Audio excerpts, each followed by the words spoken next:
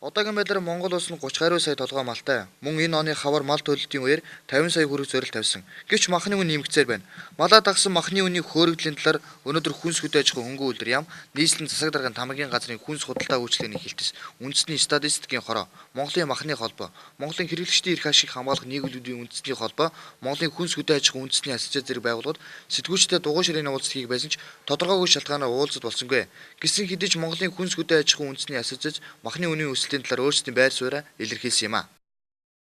Өнөөдөр хэвлэлийн хүрээлэнд энэ өнөөдөр үүсэж байгаа махны үнийн асуудал, тэрний одоо энэ нийлүүлэлтийн асуудлаар одоо энэ дугуй ширээний ярилцлага болно гэсэн юм урилгаар ирсэн л дээ. Тэгээд ирсэн боловч одоо энэ асуудлаар яг байр сууриа илэрхийлэх ёстой хүнс хөдөө аж ахуйн үйлдвэр яамны тэр хүнсний бодлого зохицуулалтын газар орох ёстой байсан юм шиг байна. Дээр нь хотын захиргаанаас хүмүүсийг урьсан байна.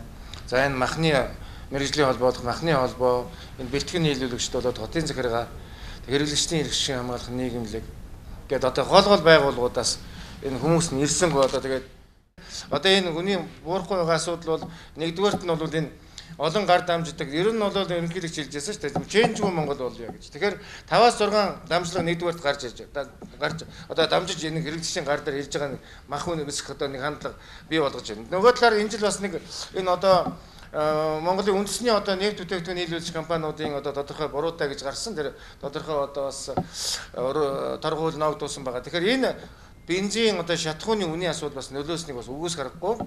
Дээр нь валютын хансны одоо үнийн өсөлт нөлөөсөн. Дээр нь одоо энэ хулуу зарсан асуудал дахиад нөгөөдгийг үнийг өөрөгдөх асуудал боллоо. Тэрээр цааш хэлэхдээ махны үнийн худалдаанд ялангуяа нөөцийн баганд хатуу хяналт тавин ажиллах, цаашдаа нөөцийн махыг худалдах байдлыг дасан зогсоох хэрэгтэй. Энэ махны үнийн өсөлтөнд нөлөөж байна. Нөгөө талаар бизнес эрхлэгчдэд мөнгө олох хэрэгсэл болж байна гэх байр сууриа илэрхийлсэн юм а.